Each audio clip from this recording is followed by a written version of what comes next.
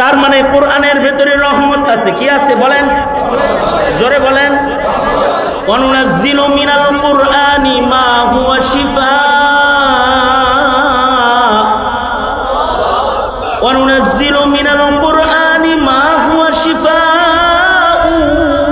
ওয়া রাহমাতুল লিল মুমিনিন। কোরআনে কারীমের ভেতরে সব রকমের রোগের ঔষধ আছে। দেহের রোগ, রোগের রোগ, সকলের সকল রোগ, জমিনের রোগ, জমানার রোগ, জমিনের মানুষের রোগ, সমাজের রোগ, রাষ্ট্রের রোগ, যত অসুস্থতা আছে সব অসুস্থতার ঔষধ হলো কোরআন। জোরে বলেন কি, আরো জোরে বলেন। সবার সকল রোগের ঔষধ কোনটা? ওয়ানুনাজ্জিলু মিনাল কুরআনি মা হুয়া শিফা ওয়ানুনাজ্জিলু মিনাল কুরআনি মা হুয়া শিফা ওয়া রাহমাতুল লিল মুমিনিন। মুমিনদের জন্য এর ভেতরে আছে বিশেষ রহমত। আর কোরআন ক্ষতি করে কাফেরকে, কুফুরকে, মুমিনকে উপকার করে রহমাতুল লিল মুমিনিন। ওয়ালা ইয়াজিদুল যালিমিনা ইল্লা খাসারা। তার মানে কোরআন ক্ষতি করে কাফেরের, ভীতি হলো কাফেরের, রহমত খুশখবর বরকত হলো সকল মুমিনের। কোরআন যত বেশি তিলাওয়াত হবে তত বেশি রহমত হবে। বুঝা পড়লেও রহমত হবে, না বুঝা পড়লেও রহমত হবে। কোরআন শুনলেও রহমত হয়, পড়লেও রহমত হয়। যারা কোরআন পড়ে তারা দামি হয়, যারা কোরআন শুনে তারাও দামি হয়। এর ভেতরে আল্লাহ তাআলা রহমত মালামাল করে রেখেছেন। নবীজির উপরে কোরআন নাজিল, তাই নবীর দাম বেশি। সাহাবীদের ভেতরে যারা কোরআনের সাথে সম্পর্ক বেশি রেখেছে, কুদরতি ভাবে আল্লাহ তাআলা তাদের সম্মান বাড়ায় দিচ্ছে। কোরআন বেশি পড়েছে এমন একটা, কোরআন বেশি পড়নেওয়ালার মর্যাদাও কোরআনের ইজাজ শুনেন। আর কোরআন শুনেছে তারও লাভ হয়েছে, তারও একটা বর্ণনা শুনেন। ইসলামের ইতিহাসে দুইজন সাহাবী একই নামের, নাম হলো উসমান। একজন সাহাবীর নাম উসমান ইবনে আফফান, আরেকজন সাহাবীর নাম উসমান ইবনে মাজউন। দুইজন সাহাবী, একজনের সাথে কোরআন তেলাওয়াতের সম্পর্ক, আরেকজন আলোচিত কোরআন শোনার কারণে আলোচিত, একজন পড়ার কারণে বেশি আলোচিত। উসমান ইবনে আফফান এত কোরআন পড়তেন, নবীর সাহাবী, মুসলিম জাহানের তৃতীয় খলিফা হযরত উসমান এত কোরআন পড়তেন। কত পড়তেন এর পরিমাপটা শোনার জন্য একটি কথাই যথেষ্ট। কথাটা বইলা ফেলি আর আপনারা সুবহানাল্লাহ বলার লাগে রেডিওয়ে বয়ে পড়েন। কথাটা শোনার সাথে সাথে ওনার কোরআনের তিলাওয়াতের অবস্থাটা শুধু শুনে তাআজ্জুব প্রকাশ করেন।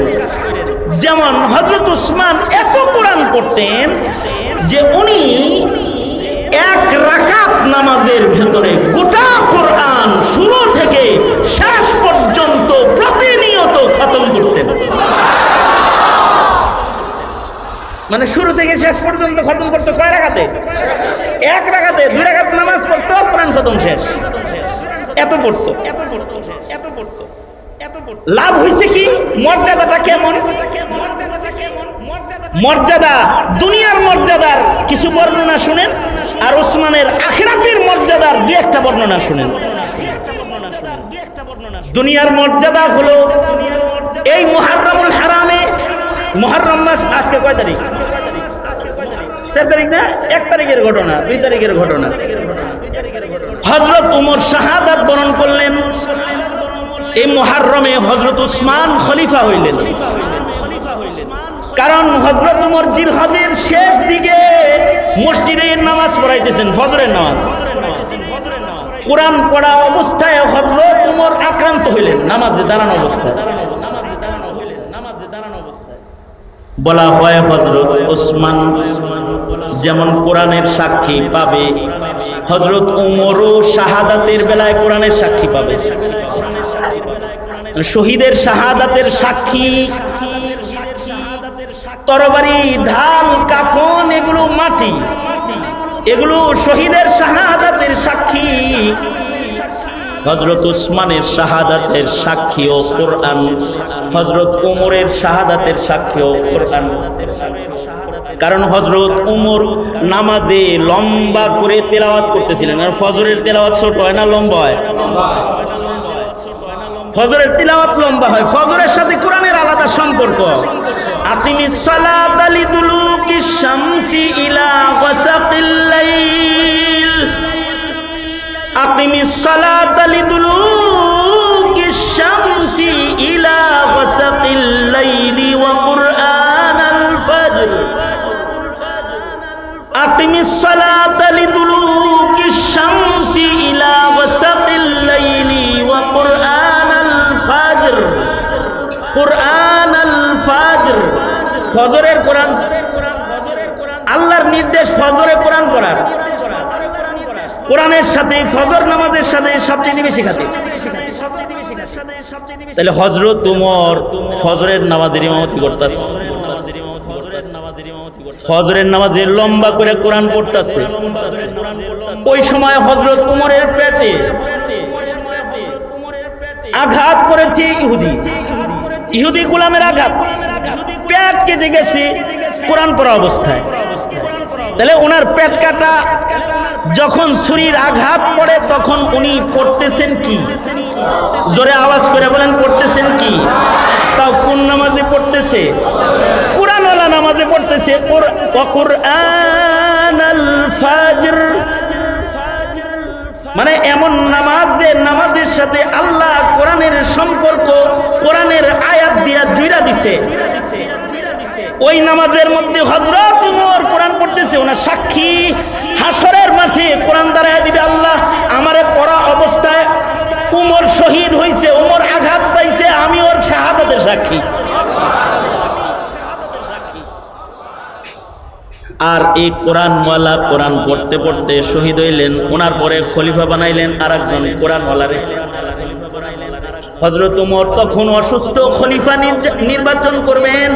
এক একজনের নাম কয়, এক একজনের নাম কয়। তো হযরত ওমর সভাপতি হইয়া কারে খলিফা বানানো যায় মর্যাদা বিন্যাস করতেছেন। কার দাম বেশি আলোচনায় এসেছে, আলীর দাম বেশি নাকি ওসমানের দাম বেশি? তো অনেকে কয় আলীর দাম বেশি, ফাতেমার জামাই, তাই তাকে খলিফা বানাইতে। আর একজন বলে না, হযরত ওসমানও তো জামাই, দুইজনের জামাই, হেরে খলিফা বানাইতে।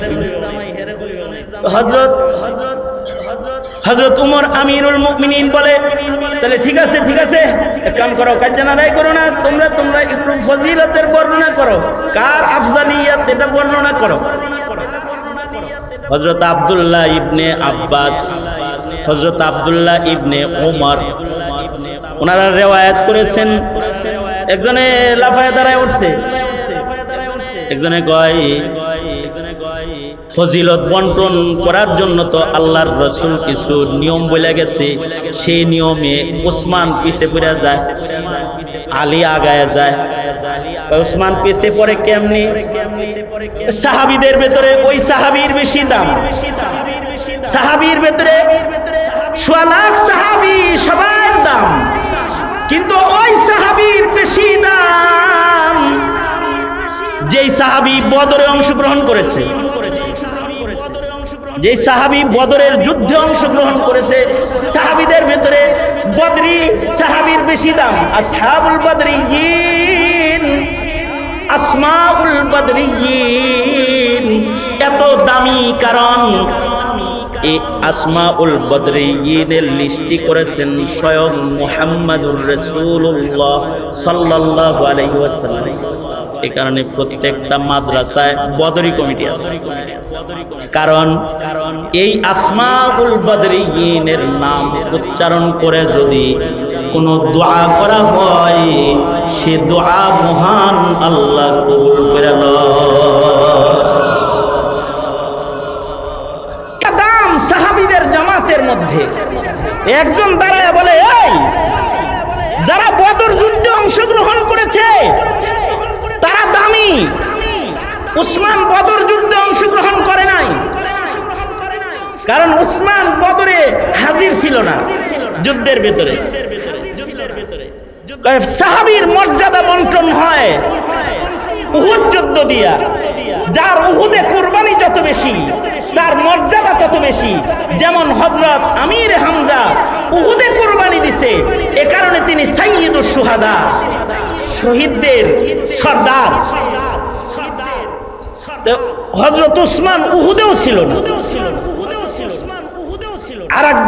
আর বলতেছে যে শুধু এটা না, সাহাবীদের ভিতরে তার দাম বেশি, সোয়া লাখ সাহাবীর ভিতরে তার দাম বেশি যে বাইআতে রিদওয়ানে রাসূলের হাতের উপরে হাত রেখে বায়াত গ্রহণ করেছে।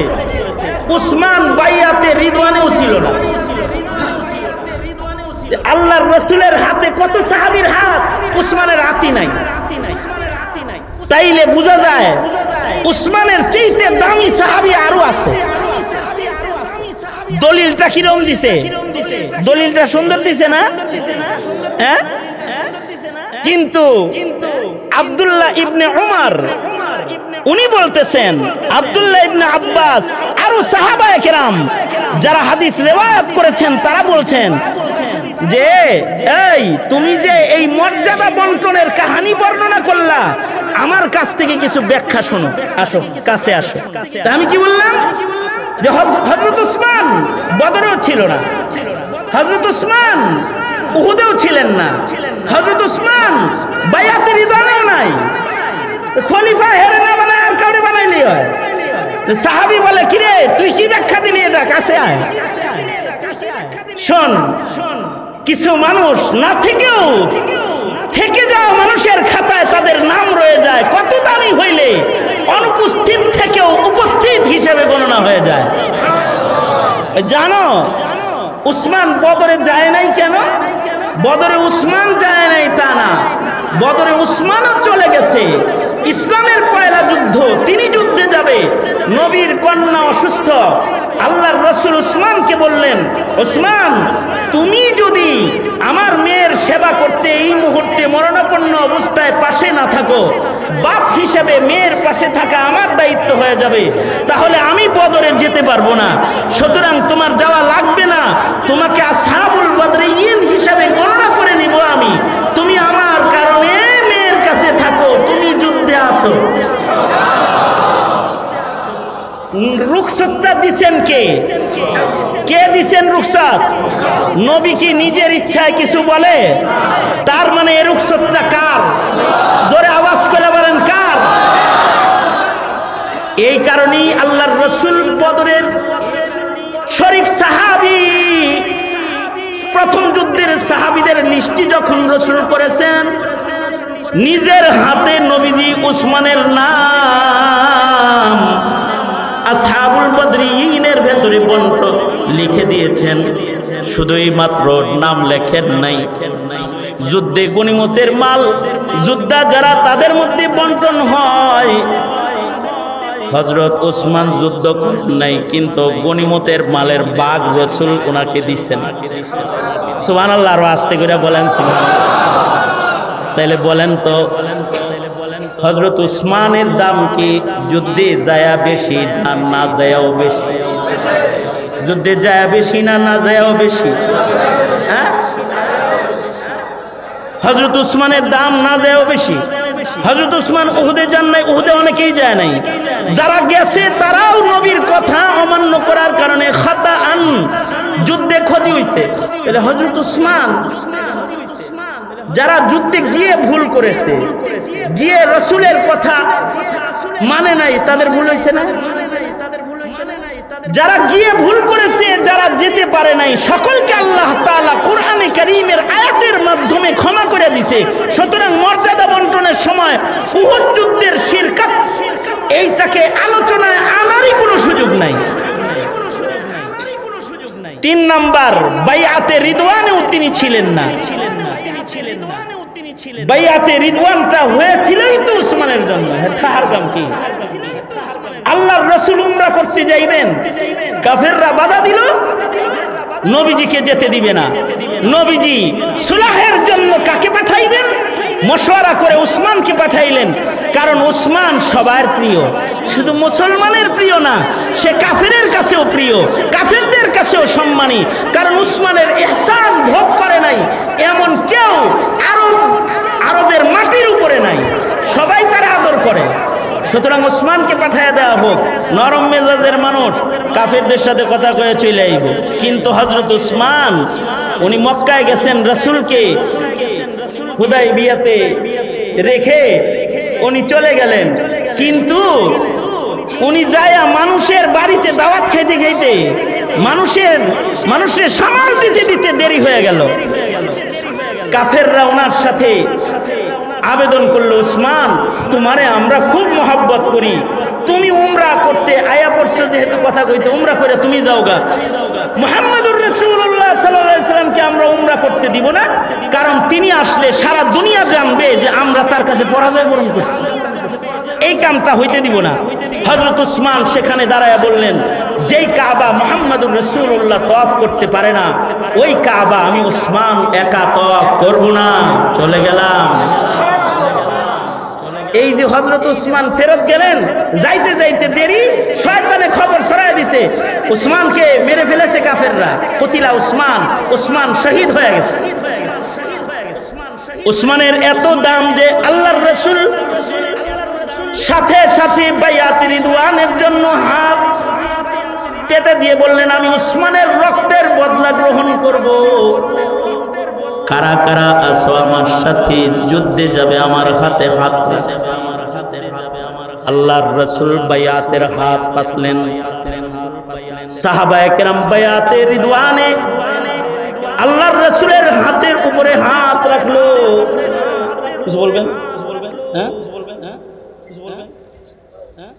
আল্লাহর রাসূলের হাতের উপরে হাত রাখলো। একদিকে নবীজির ডান হাতের উপরে আছে সাহাবায়ে কেরামের হাত, যারা বাইআতে রিদওয়ানে আল্লাহর নবীর কাছে বায়াত হইতেছে উসমানের জন্য। উসমান কিন্তু এখানে নাই, কিন্তু আল্লাহর রাসূল বাম হাত উঁচু করে বললেন, এই যে আমার এই বাম হাতটা উসমানের হাত, এই হাতটা তোমাদের সাথে এই বায়াতে উসমানের পক্ষ থেকে আমি রাখলাম। উসমানকে আল্লাহ তাআলা এত পছন্দ করে, সাথে সাথে আল্লাহ তাআলা বললেন, রাসূল গো, আপনি যেহেতু আপনার বাম হাতটা উসমানরে দিয়ে দিয়েছেন, আমি আল্লাহ উসমানের হাতের উপরে হাত রাখে সবার সাথে শামিল হয়ে গেলাম। জিবরাইল এসে বলে, তাকায় দেখেন রাসূল, ইয়াদুল্লাহ ফাওকা আইদিহিম, সবার হাতের উপরে আরেকটা হাতও এই বাইআতে আছে। ওই হাত ইয়াদুল্লাহ, ওইটা আসমানের মালিক মহান আল্লাহর হাত। উসমান বাইআতে নাই, কিন্তু উসমানের হাত আছে, আর উসমানের হাতের উপরে আল্লাহর হাত আছে। হযরত ওমর এগুলো শোনার পরে বলে, কোনো কথা নাই, খলিফাতুল মুসলিমিন উসমান হবে। এবং এই খেলাফত যেদিন ওনার শেষ হয়ে যাইতেছে, ওনার কোরআন প্রেমের কারণে ওনার মৃত্যুর সময় আল্লাহ কোরআনকে সাক্ষী বানায় দিলেন শাহাদাতের। দুশমনরা এসে ওনার গর্দানে ছুরি বসাইল, আর রক্তের ফুটা গড়ায় কোরআন শরীফের পাতার উপরে পড়ল। তখনও তিনি বাতি জ্বালায় রাতে কোরআন পড়তেছিলেন। বমাহশর গর খুদা পুরসদ, বমাহশর গর খুদা পুরসদ, বগুয়ম দর জওয়াবে উ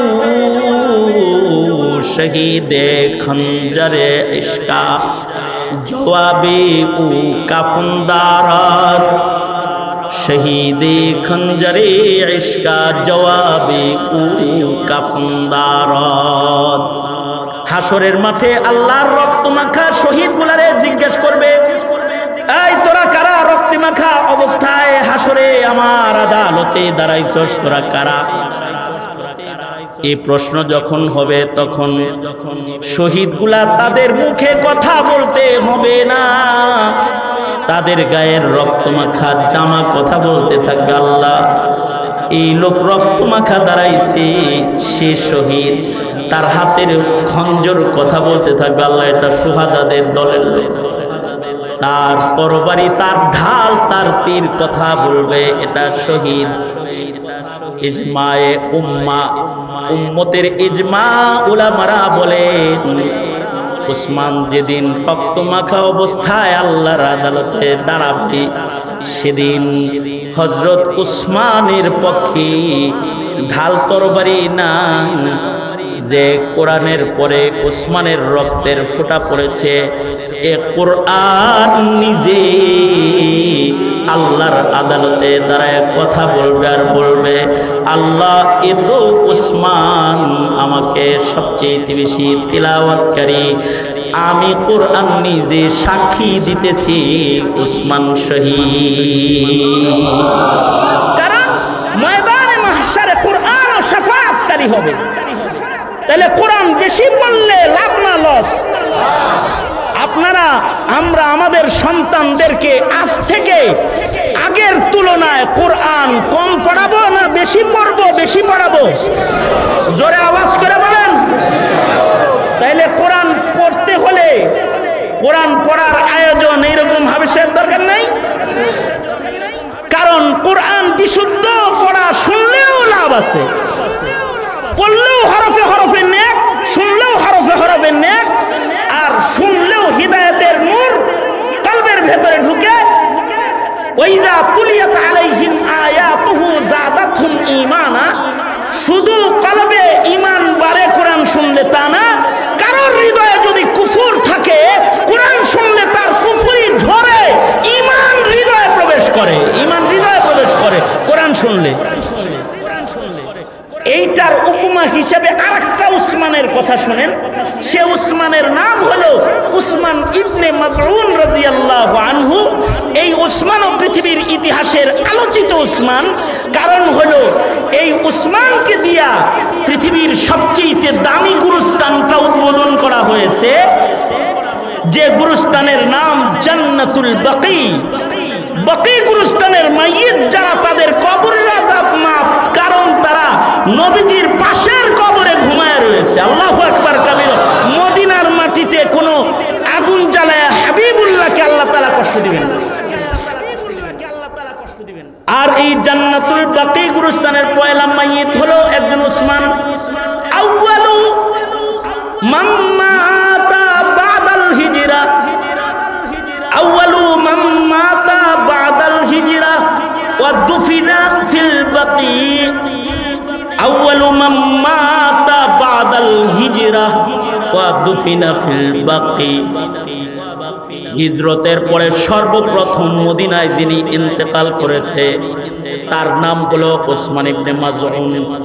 এবং এই সেই মাইয়িত যাকে দিয়ে আল্লাহর রাসূল জান্নাতুল বাকি কবরস্থান উদ্বোধন করেছে। ইনি হলো কোরআন শুই নেই উপকার পায়া মুসলমান হয়ে গেছে। আল্লাহর রাসূল একদিন বসে রয়েছে আর উনিও নবীজির সামনে বসা আছে। এই সময় নবীজির উপরে কোরআন নাজিল হলো। নবীজির কপাল ঘেমে গেল। উসমান ইবনে মাযউন বলে, রাসূল আপনি ঘামতেছেন কেন? কিছু নাজিল হলো নি? কয় কেবল একটা দামি আয়াত নাজিল হলো। উনি তখনও কাফের, ঈমান আনেন নাই তখনও।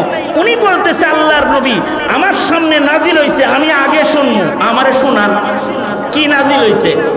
আল্লাহর রাসূল তিলাওয়াত করে শোনায়া দিলেন, এই আয়াত নাজিল হইছে। আয়াত শোনার সাথে সাথে ওনার উপকার হলো যে আয়াত শুনেই উনি হাত বাড়ায় দিয়ে বললেন, নিঃসন্দেহে আপনি আল্লাহর পয়গম্বর, আমাকে এখন কালিমা পড়ায়া মুসলমান বানায়া দেন। তাইলে কোরআন পড়লেও লাভ, কোরআন।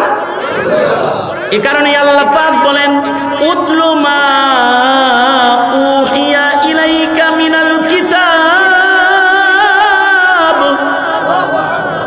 উতলু মা উহিয়া ইলাইকা মিনাল কিতাব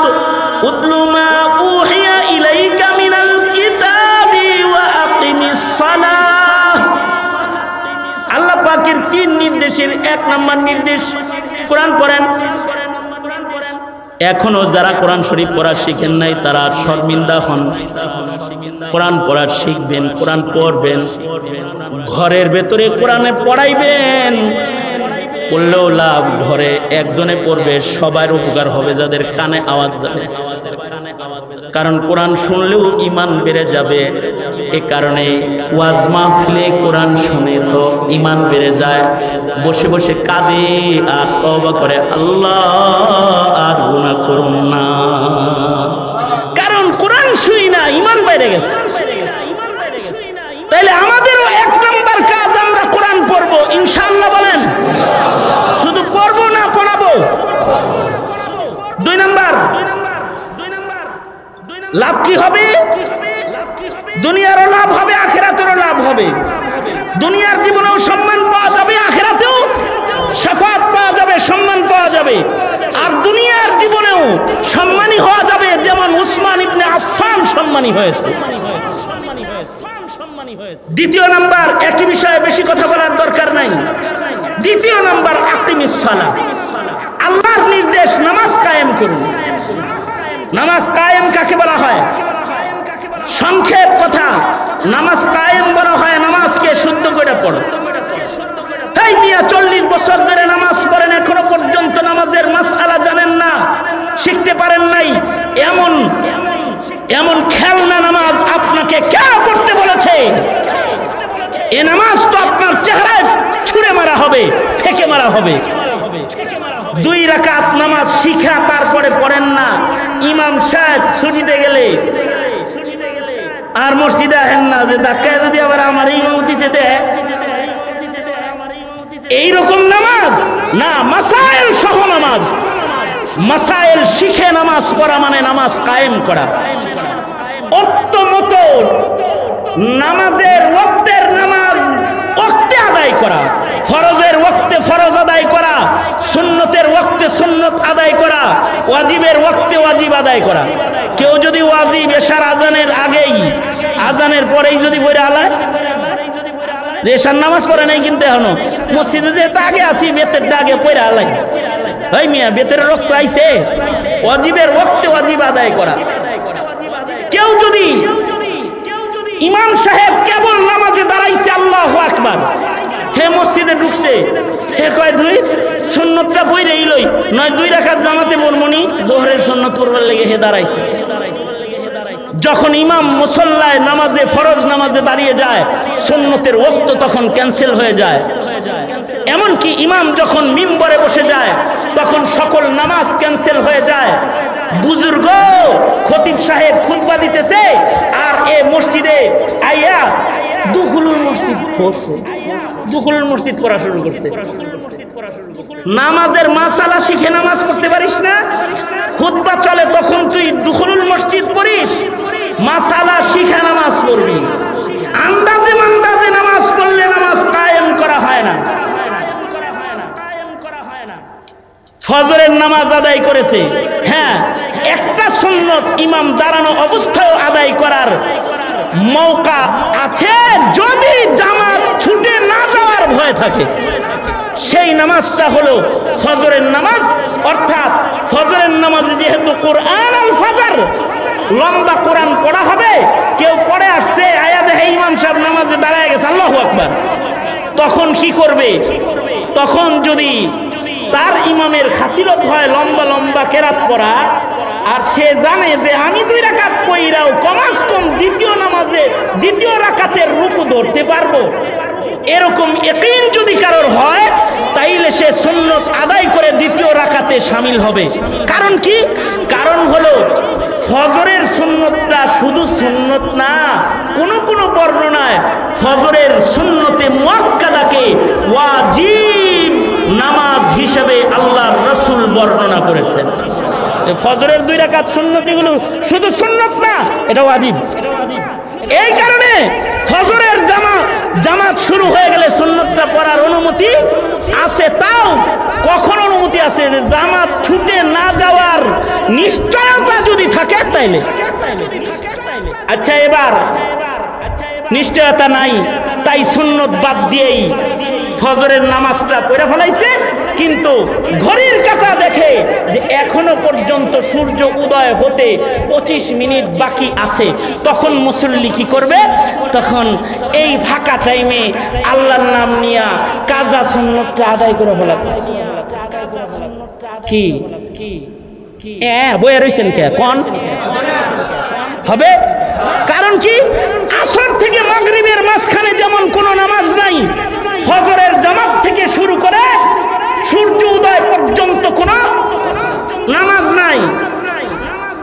যদি কেউ নামাজ পড়ে তার নামাজে কোনো সওয়াব হবে না, কারণ ওর নামাজটা নবীর তরিকায় মাসাইল মতো পড়ে না, ওটা ইকামতে সালাত হয় নাই। তার মানে হলো নামাজকে ওয়াক্ত মতো আদায় করা। ইন্নাস সালাতা কানাত আলাল মুমিনিন, ইন্নাস সালাতা কানাত আলাল মুমিনিনা কিতাবাম মাওকুতা। শুধুই মাত্র ওয়াক্ত মতো না, নামাজ মসজিদে এসে পড়া। মসজিদ কেন দরকার? মসজিদে এসে নামাজ না পড়লে কোন ফকিহ বলে নামাজ হয় না। জামাতের এত গুরুত্ব, কেউ যদি জামাতে নামাজ না পড়ে তার নামাজই হয় না, কেউ কেউ বলে। আর ফজিলত তো এত যে নামাজের জায়গায় এসে নামাজ পড়লে 27 গুণ। মুসাল্লা যায় সুজুদ মসজিদ, এখানে এসে কেউ নামাজ পড়লে 27 গুণ বেশি সওয়াব। কেউ যদি নামাজ মসজিদে না পড়ে, আল্লাহর রাসূল কয় আমার মনটা চায় তার ঘরবাড়ি শুদ্ধ জ্বালায়া দেই। আল্লাহর রাসূলের কাছে এক সাহাবী এসে বলে, ওগো আল্লাহর নবী, আমি ঘরে নামাজ পড়ার অনুমতি চাই, কারণ আমার বাড়ি এমন জায়গায় যেখানে বৃষ্টি হলে রাস্তার ভিতরে পানি জমে যায়, আমি পানি ভেঙে আসতে পারি না, আমি বাড়িতে নামাজ পড়ার ইজাজত চাই, আমি বৃদ্ধ মাযুর। আল্লাহর রাসূল বললেন, ঠিক আছে যাও, আমি আসবো। উপস্থিত নবী ঘরে পড়ার ইজাজত মাযুর লোকটাকেও দিতেছে না। নবীজি নিজে তার বাড়িতে গেলেন, সাহাবায়ে কেরামদেরকে নিয়ে যায় বসে আরামে নবীজি তার সাথে কথা বলতেছেন, সময় কাটাইতেছেন। এদিক দিয়ে নামাজের ওয়াক্ত হয়ে গেল। এবার রাসূলে আরবি মসজিদে নববীর দিকে তাড়াহুড়া করে যায় না। আল্লাহর রাসূল সাথের সাহাবীকে বললেন, সাহাবী এখানে আযান দাও। সাহাবী আযান দিয়ে দিল। আল্লাহর রাসূল নিজে এই মাযুর সাহাবীর বাড়িতে ইমাম হয়ে দাঁড়ায় গেলেন সবাইরে নিয়ে। নবীজি নিজে তার বাড়িতে দাঁড়ায় নামাজ পড়লেন। তার মানে জমানার পয়গম্বর যদি কোথাও নামাজ পড়ে ওটা সিজদার জায়গা হয়ে যায়। আল্লাহর রাসূল নিজে নামাজের ইমামতি করে এবার সাহাবীকে বললেন, যাইবা আমার পিছে নামাজ পড়ার লেগা।